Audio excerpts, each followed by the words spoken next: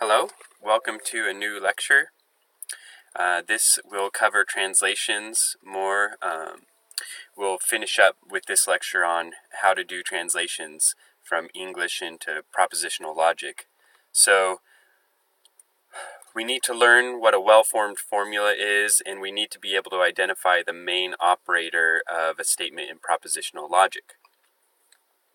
We've already learned how to translate simple statements into propositional logic. We already learned how to translate logical operators, connectives such as and, or, but if and only if. We've learned how to translate those into statements or symbols in propositional logic.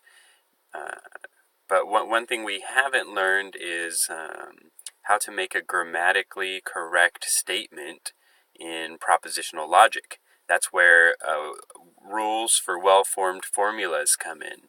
We'll learn how to construct a grammatically correct statement in propositional logic. And then just as in English, we have a main sort of connective to a statement, to a sentence.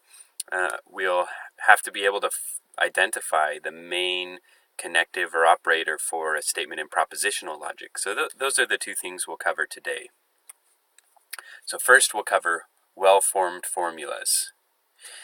We have the components of our language, the simple statements and the logical operators. Now we need a grammar for forming well-formed compound statements. So that's what well-formed formulas are. Well-formed formulas are statement forms in our logical language that are grammatically correct. Statement forms in our logical language that are grammatically correct. Our grammar will consist of rules for what counts as a well-formed formula, a grammatically correct statement in propositional logic. So, the first rule is that a simple statement in propositional logic is a well-formed formula. A simple statement in propositional logic is a well-formed formula. So if you look at the examples, you'll see on the left well-formed formulas. WFFS stands for well-formed formulas. H and F are well-formed formulas. H is a capital letter in English. F is a capital letter in English. That's all that's required for a simple statement in propositional logic to be well-formed. So then we have examples of statements or supposed statements that are not well-formed formulas. Lowercase j, that doesn't count as a well-formed formula. It needs to be a capital J. The number 8, that's not a well-formed formula. That's not a well-formed formula.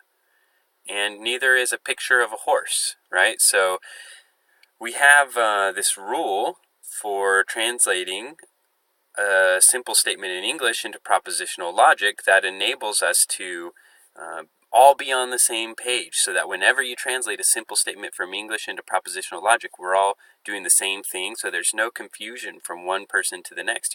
That's why we have rules of grammar in English. That's why we have rules of grammar for propositional logic. So rule 2 is very basic. Rule 1 is very basic. Let's look at rule 2. The dot, wedge, horseshoe, and triple bar symbols must go between two statements, either simple or compound. Statements must have a dot, wedge, horseshoe, or triple bar between them. Okay, so two components here to this rule. First of all, the dot, wedge, horseshoe, and triple bar, when they appear in a statement of propositional logic, they have to go between two statements.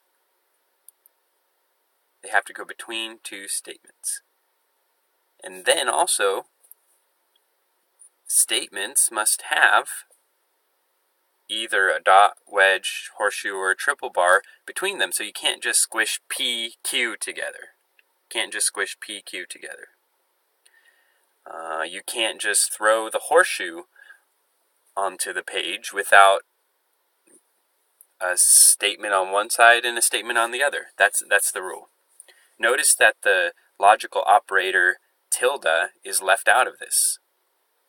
We have a different rule for the tilde on how to include it in a statement so that the statement ends up being well-formed. So look at our examples. Here are some well-formed formulas. P or Q, then not R. So that's P wedge Q, horseshoe, tilde R. Notice that the wedge goes between the P and the Q. Those are two statements. The wedge goes between them, and you don't see the P and the Q squished together. No, they have a logical operator between them. It's not the tilde. Notice that the horseshoe has two statements on either side. The horseshoe has on the left the whole statement P or Q, P wedge Q. And the horseshoe has on the right the whole statement tilde R. Okay, so the dot, wedge, horseshoe, and triple bar, they must go between two statements. They can be simple statements, they can be compound statements. Here we see compound statements. And then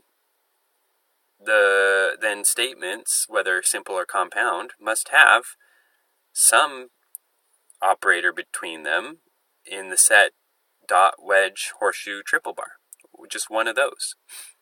Look at the next example. S dot P wedge Q dot S. You can see that the dot on the excuse me, I'm gonna sneeze. No, I'm not. All right. The dot on the left side of the statement is between S and P. S dot P. S dot P. The dot on the right side of the statement is between Q and S. Q dot S. So we see the rule being satisfied there. And then you have the wedge that's between the statement S dot P and the statement Q dot S. So the rule is satisfied here. Now let's look at some formulas that are not well formed, so we say they're grammatically incorrect. We shouldn't use them in propositional logic. Dot P. It violates rule 2 because the dot is not between two statements. PQ wedge. PQ wedge, that's the second example there. First of all, the P and the Q are squished together. So there needs to be a dot, wedge, horseshoe, or triple bar between them. And second of all, the wedge has Q on the left side but nothing on the right side. So I think what this person was trying to do was say P wedge Q, P or Q. And they should have put it that way. The third one, horseshoe P, it doesn't have a statement on the left side, so that's what's wrong with it. And then PQ triple bar has the same problem as PQ wedge. Rule 3. The tilde goes in front of the statement it is meant to negate. So if the tilde is being used to negate a statement, which is the only way it can be used, it goes first, and then the statement it negates goes second. So look at the well-formed formulas on top there. Tilde, P wedge Q, horseshoe, tilde R. Let's look at tilde R. So this says not R. Not R. So it might be, R might be Trump is president. Not the case that Trump is president. That's what not R says, if R stands for Trump is president. And the tilde goes on the left side of the R, not the right side. Then you have tilde P wedge Q. The tilde is negating the P wedge Q. And we'll learn this as we go, but the way that you tell it that it's negating the P wedge Q is because of the parentheses. So the tilde is negating everything within the parentheses, which is a compound statement, P wedge Q. Tilde P wedge Q is also a compound statement. It's a single statement in its own right. So the point, though, is that the tilde goes on the left of P wedge Q and not the right of P wedge Q. Look at the next statement. S dot P wedge tilde Q dot S. So the tilde within the parentheses, the tilde is negating the Q alone. The tilde is negating the Q alone, and it appears on the left side of the Q, not the right side of the Q. If it were negating the Q and the S, there would be parentheses around the Q and the S. Between the tilde and the Q, there would be a parenthesis, and on the other side of the S, there would be a parenthesis. So the tilde on the inside of the parentheses just is negating the Q. Then you have the tilde on the outside of the parentheses, and that is negating not Q dot S. It's negating the whole statement, not Q dot S.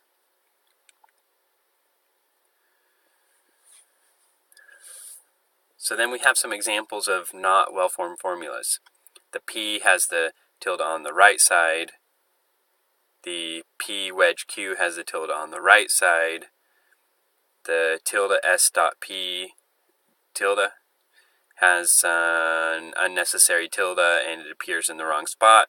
The tilde on the left is actually correct. The tilde on the right is actually incorrect. So that's rule 3. Rule 4, the tilde cannot, by itself, go between two statements. So look at the well-formed formula, P wedge tilde Q. We do have a tilde going between P and Q, but it's not by itself. There's a wedge there. The wedge is saying either P or not Q. So the tilde is negating the Q, and the wedge is bringing together the P and the not Q. So that says either P or not Q. Now, what's not a well-formed formula is P tilde Q. Strictly speaking, that doesn't say anything because it's not grammatically correct. We don't know how to read it. Well, we know that the tilde is negating the Q, so it's not Q. So we do know something of how to read it. But P tilde Q, how do those go together? Is it and, or, if, then? We just don't know. So this is not well formed, and we should dismiss it. We shouldn't use it in our in constructing statements in propositional logic. Rule 5 says that we need to add parentheses, brackets, and braces in order to eliminate ambiguity in a complex statement in propositional logic. Okay, you know what? I would say just use parentheses. Brackets and braces are merely to sort of help your eye determine what goes with what. So here we have brackets, right bracket, left bracket, and then we have parentheses. The reason you use a bracket instead of a parenthesis is so that you don't have two parentheses like next to each other, and then it's like your eye can't easily determine what goes with what, so that this left one goes with this right one rather than this one, right? So the parentheses, brackets, and braces are a way of dividing up the statement to know what goes with what, and then being able to tell that this one is connected with this one, and this one is connected with this one. This one is connected with this one. If you want, you could just use a series of parentheses. Right, so the reason that we need parentheses, brackets, and braces is to get rid of ambiguity. So look at P wedge Q dot R. Is this saying P or Q? Is this saying P or Q and R? Or is it saying P or Q and R? You know, like John and Rita are going, here we go. John or Rita and Mary are going to the party. Is that saying that John is going to the party or Rita and Mary are going to the party? Or is it saying John or Rita are going to the party? John or Rita is going to the party and Mary is going to the party. Right, so you don't know who is grouped with whom. Once you add the parentheses, you can know who's grouped with whom. You know, this is, if you leave out the parentheses, it just says P or Q dot R. P wedge Q dot R. So you don't know if the P goes with the Q or if the Q goes with the R, but when you add the parentheses, boom, right there, you know that it's Q and R going together, so the dot ranges over the Q and the R, and you know that the P is connected to Q dot R with a wedge. So it's P or Q and R, okay? Rather than P or Q and R. Now this matters logically. You know, the placement of the parentheses does matter for the logic of the statement. Because as we'll see, or has a different meaning than the dot. So if we had P or Q together, dot R, well then this would be an and statement. But as it is, we have an or statement, because this, as we'll see later in this lecture, is the main operator. Okay? Alright, so you need to, any place there can be ambiguity, you need to add parentheses to eliminate ambiguity. So as in here, you know, you've got a whole statement. If you take out the parentheses, it's just like tilde P wedge Q dot tilde R horseshoe S. And you don't know what goes with what without the parentheses. But once you add parentheses around, say, the P wedge Q, you know that this is grouped.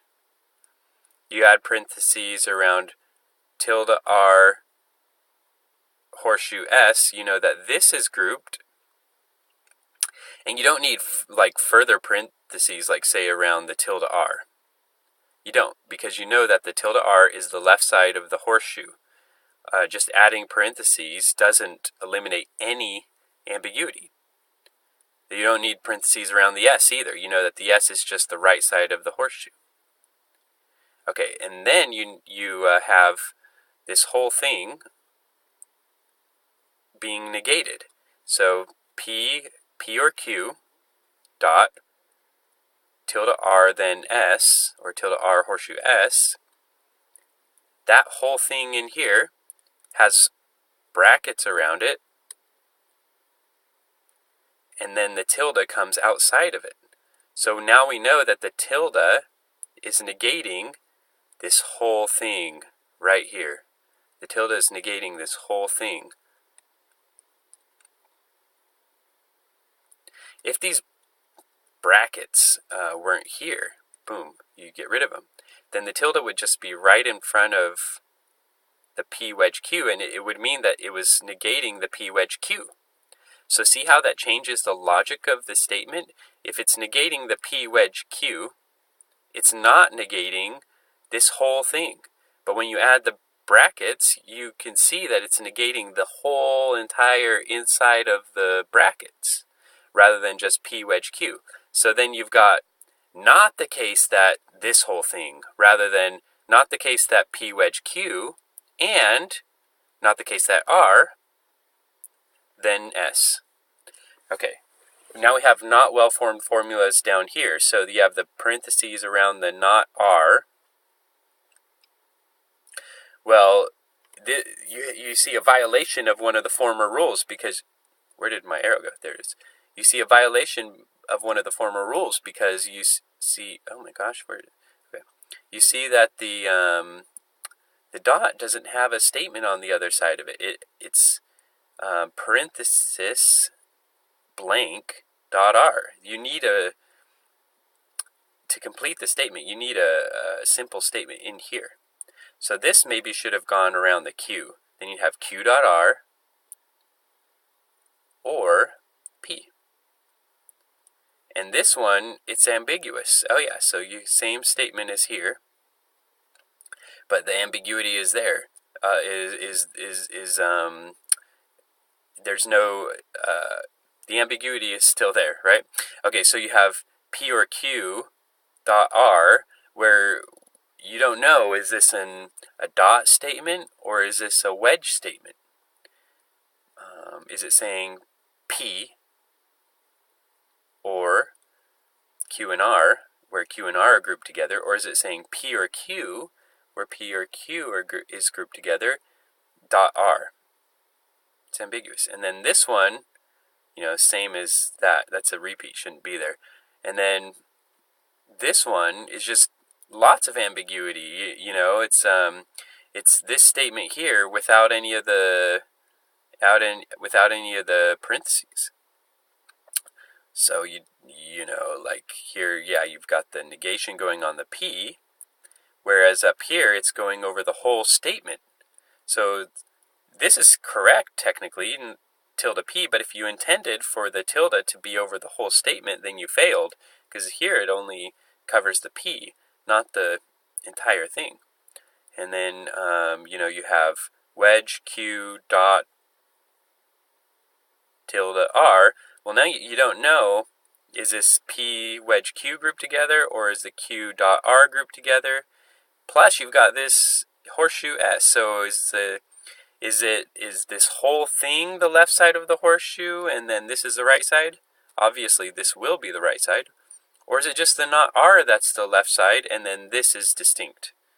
See, so you need to add those parentheses to eliminate ambiguity. And as we go, you'll gain more facility in propositional logic, and you'll be able to very quickly see where to put the parentheses. It's going to become second nature if you practice. Okay, if you practice. So now let's practice. Is this a well-formed formula? Yes or no? Maybe you can look in your book at the rules for well-formed formulas to determine whether or not this one is well-formed. I'll just give the answer. You can pause it if you pause the video before I give the answer if you need to.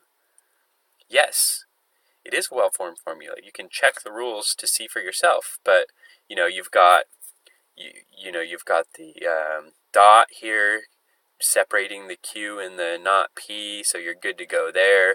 If that dot was not there, you just have Q not P squished together, and you don't know, is this an and statement, an or statement, right?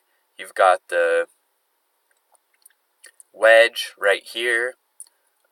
It's going between the statement S and Q dot tilde P, so you know that this whole thing here is a wedge statement or an or statement. So you remove the wedge and you've just got S, Q. Well, now you've got a problem. S and Q squished together with nothing in between it. It doesn't say anything. It doesn't say what the relationship is between S and Q. You need that. And then you've got the parentheses around Q dot tilde P to kind of, say that Q dot tilde P is grouped together rather than, if it was here and here, S wedge Q being grouped together, they're not. So this statement here says S or Q dot tilde P. And then you've got the brackets. You've got the brackets around S wedge Q dot tilde p, so that you know that the left side of the horseshoe right here, or sorry, is all of this right here. The left side of the horseshoe is all of this right here. And the right side of the horseshoe is tilde r. Oh, and you have, for example, the tildes are on the left side of the statements and not the right. Is this a well-formed formula? Yes or no? And you can pause here if you need to, but I'll just give the answer. No, it's not. It needs parentheses to eliminate ambiguity. So here I've eliminated the ambiguity. Put one around here, one around here. So then we got tilde s wedge p together, and then r over here, joined by the dot. So we know this is a dot statement. This one's a wedge statement. And these outside parentheses, I mean, technically it's not incorrect to put those outside parentheses, but they're not needed. Okay, they're not needed. They don't eliminate any ambiguity. Is this a well-formed formula? Yes or no? Yes. So you can check the rules to see for yourself, but I'll explain a little bit. You know, you've got S and R with a horseshoe between them. That's good. Q and P with a dot. You've got the parentheses to eliminate ambiguity. You're grouping Q with P, S with R, and then you've got this statement and this statement separated by the wedge, and then you've got more ambiguity elimination with the brackets, and then you know it's the tilde negating the whole thing, and the tilde is here, not here. So you can check over that yourself to make sure. Is this a well-formed formula? Yes or no? No, it is not. The parentheses around the P are unnecessary, and the tilde needs to go before the P. Okay, so these parentheses here, technically, I guess you can have them. They're just unnecessary. You just want to put parentheses to eliminate ambiguity rather than unnecessarily. You know, because you already know if you move the parentheses, you already know that P and tilde are on the left side of this dot, and then all this is on the right side of the dot, right? Without having, even if you didn't have these. And then the tilde here needs to be on the left side, not the right.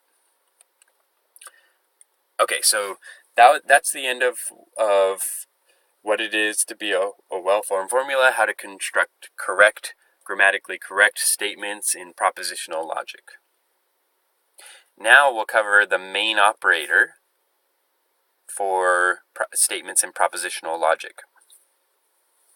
The main operator, and this is going to be quick.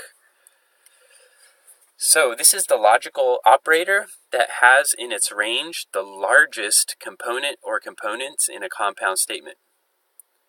The logical operator that has in its range the largest component or components in a compound statement. And there can only be one main operator in a compound statement. So you can compare these examples where the main operator is the tilde.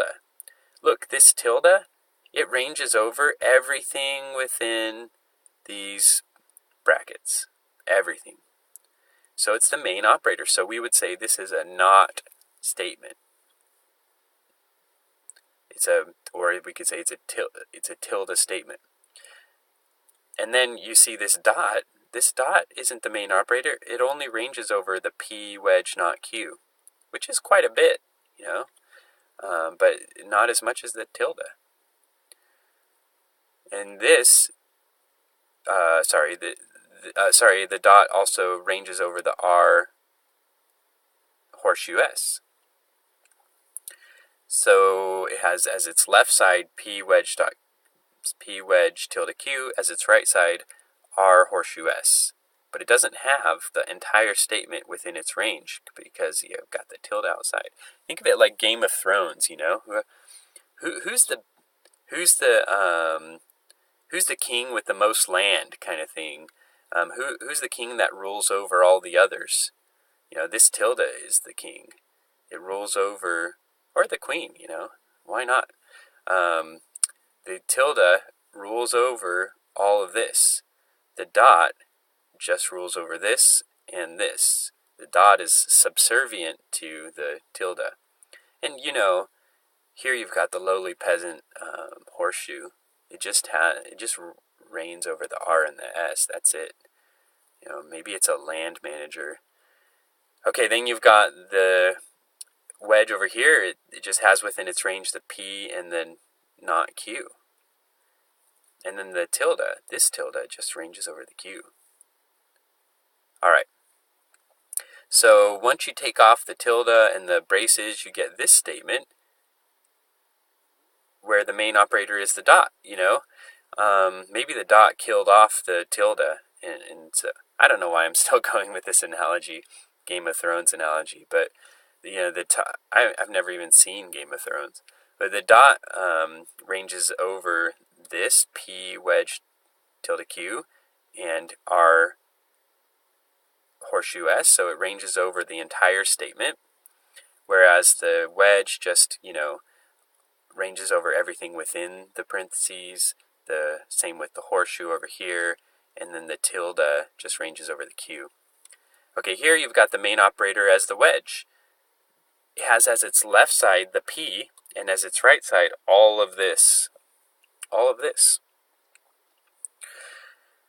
And then you have this tilde just negates the Q, so it's not very, it doesn't range over much. And then you've got this wedge here. It ranges over the tilde Q, which is pretty nice, and ranges over the R horseshoe S, which is also pretty nice, but it doesn't range over as much as this wedge. So the wedge is the main operator. We say this is a wedge statement. And then finally, you've got this statement, which is just the one above it with the parentheses switched around. And you can see now that the horseshoe is the main operator. It ranges over this S as well as everything on the left. So the left side of the horseshoe, the antecedent, is all this. The right side is just the S, but still it's the entire statement that the wedge ranges over. So it's a wedge statement. And this dot is pretty important, but it just ranges over the R and the P or not Q. And then the tilde ranges over the Q. The wedge ranges over the P tilde Q. So not as much as the horseshoe. All right. So the reason you want to identify the main operator is, so you're able to break apart the statement and see what goes with what, but also so that you can know what sort of statement you're dealing with. Is it a dot statement, a wedge statement, whatever? Okay, now you need to practice. What is the main operator in the following statement? All right, it's actually the tilde. Yeah, that tilde ranges over everything. So we would say it's A, the tilde. The tilde ranges over everything. This horseshoe only ranges over this and this. This dot just says A dot C. It ranges over the A and the C. This wedge just ranges over the B and the D. So you've got the tilde ranges over the whole thing. That's the dot, isn't it? Like I said, it just ranges over the A dot C. The horseshoe, isn't it? It just ranges over this as its left side, this as its right side, antecedent, consequent. This just ranges over the B and the D, and then this, it doesn't. It's just an inappropriate answer. It doesn't range over anything. Okay, it can't be the main operator. Okay. What's the main operator of this statement? Option D, the wedge. Okay, so the wedge has as its right side the D, and the wedge has as its left side all of this. You can just see with your eye, how these things kind of break down. If you don't now, once you're more familiar with propositional logic, you will be able to. So A is not the right answer because the tilde just negates the B. B is not the right answer because, this dot just has as its left conjunct the A, the right conjunct the C. The horseshoe isn't the answer because C isn't the answer because the antecedent is only A dot C, the consequent is only tilde B. So the wedge definitely has more in its range, and the A is not the answer because it can't be the main operator. It's not even an operator. Okay, so a little tip about translations when, how to locate the main operator in English, and then how that can help you to translate sentences into propositional logic and to place the parentheses accurately. So I would say, with the following statement, either Tracy or Becky owns a DVD player, but Sophie owns one for sure, I would say that the but is the main operator. And the way that you can tell that, we're going to stipulate, is by punctuation. So you can see, it may be hard to see, but you've got a comma there. So the comma separates all this on the left, either Tracy or Becky owns a DVD player, from all this on the right, Sophie owns one for sure. So when you have the comma with this connective, this operator in English, but you know that this is the main conjunction of the statement. So when the punctuation will help you determine what the main operator is. And you have different kinds of punctuation. You have a really hard break that separates one statement from another. The dot, sorry, not the dot, the period. The dot is in propositional logic. But then you have the comma and the semicolon, right? And that's basically all we'll deal with. The semicolon is a harder break than the comma. The semicolon is a harder break than the comma. And the comma is, not as hard of a break as the semicolon, but still a harder break than just having a connective without any punctuation, like with here, either Tracy or Becky. No punctuation there. Okay, so if you see a semicolon, odds are that indicates the main operator of the sentence. So you would translate this as follows: T wedge B with the parentheses around here, dot S. Why did we put the parentheses here? To indicate that the dot is the main operator, that these are grouped together, separated with the dot, and S is on the other side. So it would be incorrect if you had it around the B and the S. Oh, as in here. That would make the or the main operator, but you don't have any punctuation around here to tell you that. So it's either Tracy or Becky is grouped together, and it's separated by the but, and then Sophie owns one for sure is grouped, well, it has to be grouped together. It's a simple statement. How about this? Not both Suzuki and Honda are Japanese-owned companies. Well, that one's a little tougher. That one's a little tougher because you don't have punctuation, but you can see that the not ranges over the entire statement. The not, it's saying that the statement is saying the not applies to the following statement: both Suzuki and Honda are Japanese-owned companies. It's negating all of that. Okay, so you would translate it as this, with the tilde on the outside of the parentheses with S dot H in parentheses. So Suzuki is a Japanese-owned company, boom, you've got S there. Honda is a Japanese-owned company, you've got H there. And you join it with a dot because of the and then you put parentheses around it because both Suzuki and Honda are Japanese-owned companies grouped together. The not is, it's negating the S dot H. Compare that with this. Not the case that S and not the case that H. All right. So here, this would be if you had two nots in the statement. Here, the not ranges over the S. Suzuki is a Japanese-owned company. And here, the not ranges over the H. Honda is a Japanese-owned company. So, you just kind of have to ask yourself, what is this statement saying logically?